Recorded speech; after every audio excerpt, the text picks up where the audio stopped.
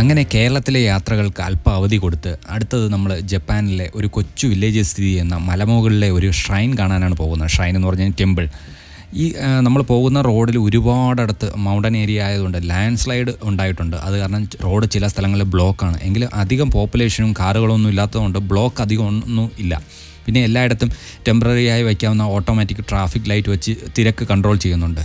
നമ്മൾ പോകുന്ന വഴിക്ക് തന്നെ റോഡിനെ പകുത്തുകൊണ്ട് ഒരു ഭീകരൻ സീഡർ ട്രീ നിൽക്കുന്നുണ്ട്.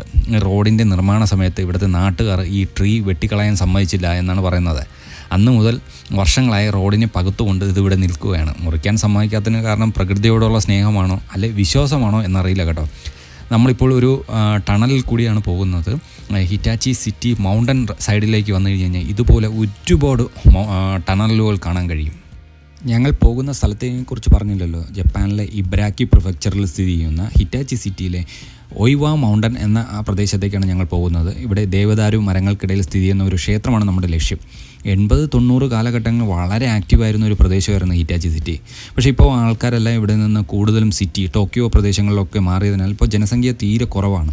മാത്രമല്ല വളരെ കുറച്ച് പുരാതന കുടുംബങ്ങൾ മാത്രമേ ഇവിടെ താമസിക്കുന്നുള്ളൂ. ക്ഷേത്രത്തിൻ്റെ മെയിൻ കവാടത്തിൽ ഒരു ഓഫീസ് കാണും.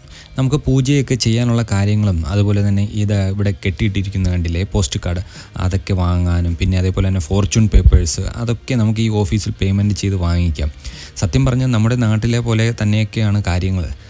ഇപ്പോൾ ജപ്പാനിൽ 1 വീക്ക് ഹോളിഡേ ആണ്. നമ്മുടെ കർക്കിടവാവ് പോലെ പൂർവികരുടെ ആത്മശാന്തിക്ക് വേണ്ടി പ്രത്യേക പൂജയും കാര്യങ്ങളൊക്കെ ചെയ്യുന്ന ഒരു ടൈമാണ് ഇപ്പോൾ ജപ്പാനിൽ. അതുകൊണ്ടാണ് ഇവിടെ അല്പം തിരക്ക് കാണുന്നത്.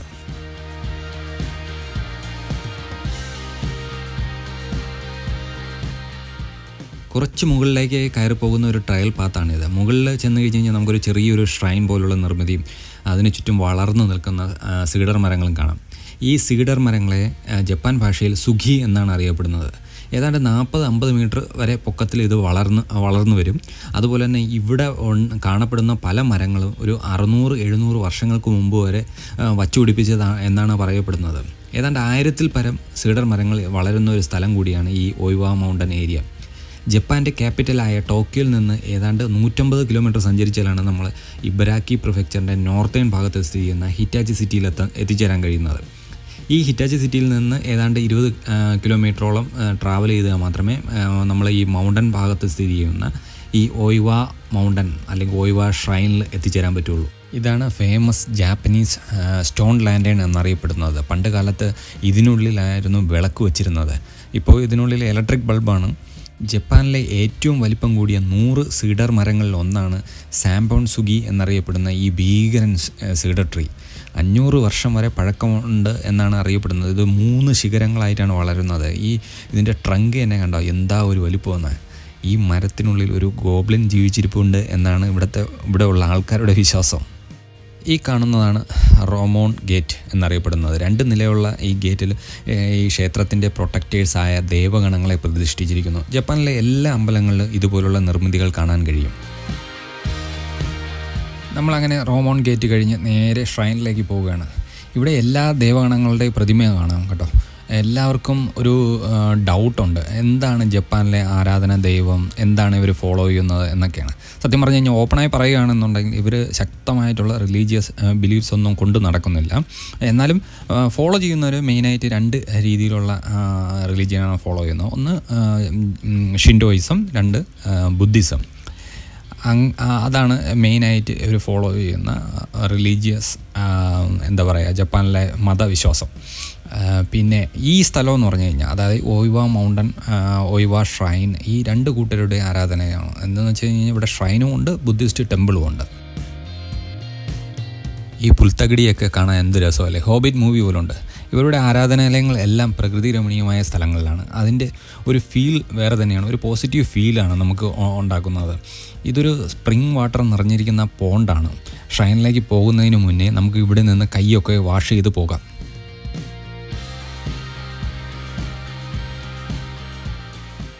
നമ്മളിവിടെ വന്നിട്ട് ആദ്യമായിട്ട് എൻ്റർ ചെയ്തതെന്ന് പറഞ്ഞു കഴിഞ്ഞാൽ ഷ്രൈനിലാണ്. ഫുള്ള് സൈലൻ്റാണ് ഇവിടെ എല്ലാം. അതുപോലെ തന്നെ നമ്മൾ കയറി വരുമ്പം തന്നെ ഒരു വലിയ സെഡാ ട്രീയുടെ ട്രങ്ക് കട്ട് ചെയ്ത് ഇവിടെ വാർണിഷ് ചെയ്ത് വെച്ചിരിക്കുന്നുണ്ട്.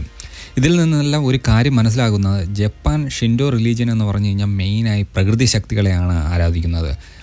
ധാന്യങ്ങളുടെ ദേവതയായ ഇനാരി, അവരുടെ മെസ്സഞ്ചറായ ഫോക്സ് സ്റ്റാച്ചു, അങ്ങനെ കാണുന്നതെല്ലാം പ്രകൃതിയുമായി ബന്ധപ്പെട്ടതാണ്. നമ്മൾ അടുത്തത് പോകുന്നത് 26 ഡൈറ്റീസ് പ്രതീക്ഷിച്ചിരിക്കുന്ന മെയിൻ ടെമ്പിളിലേക്കാണ്. അവിടെ അകത്ത് കയറുന്നതിന് മുന്നേ കൈയെല്ലാം ക്ലീൻ ചെയ്യാം. ആ കൈയെല്ലാം ക്ലീൻ ചെയ്യുന്നതിന് തന്നെ ഒരു പ്രത്യേക സെറ്റപ്പ് ഉണ്ട്. അതൊന്ന് നോക്കാം. ആദ്യം ഇടത് കൈ വാഷ് ചെയ്യണം, പിന്നെ അടുത്തതായിട്ട് വലത് കൈ, അത് കഴിഞ്ഞ് ലാഡിലിൻ്റെ ഹാൻഡിൽ കൂടി കഴുകി വയ്ക്കണം അടുത്ത വരുന്നവർക്ക് വേണ്ടി. അതൊക്കെ കൊള്ളാം, നല്ലൊരു സെറ്റപ്പാണിത്. ഇവിടെ ക്ഷേത്രത്തിന് അകത്ത് ഫോട്ടോ എടുക്കുന്നത് റെസ്ട്രിക്റ്റഡ് ആണ്, അതുകൊണ്ട് നമുക്ക് പരിസരം മാത്രം ഷൂട്ട് ചെയ്യാനേ പറ്റുള്ളൂ.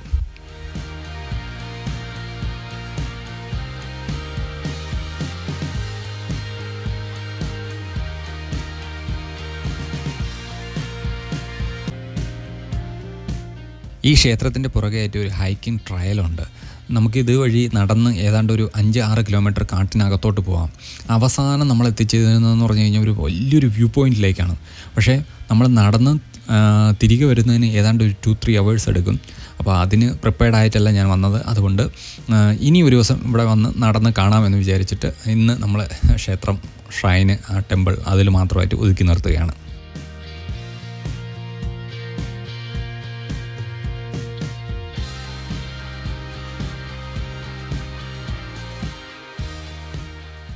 അങ്ങനെ നമ്മൾ ഇവിടുത്തെ കാഴ്ചകളെല്ലാം കണ്ടിട്ട് തിരികെ നടക്കുകയാണ്. ഇവരുടെ ആചാര രീതികളെല്ലാം ഹിന്ദുയിസമായിട്ട് വളരെയധികം സാമ്യമുണ്ട്.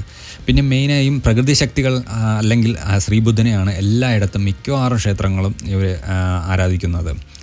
അതുപോലെ തന്നെ എല്ലാ ക്ഷേത്രങ്ങളും നല്ല പ്രകൃതി മനോഹരമായ സ്ഥലങ്ങളിലാണ് നിർമ്മിച്ചിരിക്കുന്നത്. അങ്ങനെ നമ്മൾ ഹിറ്റാച്ചിയിലെ ഓയിവ കുന്നുകളിൽ സ്ഥിതി ചെയ്യുന്ന ഓയിവ ക്ഷേത്രവും അതിൻ്റെ പരിസരവും എല്ലാം കണ്ടു മടങ്ങുകയാണ്. ഇനി അടുത്ത ഒരു വീഡിയോ ആയിട്ട് കാണാം. അതുവരേക്കും ബൈ ബൈ.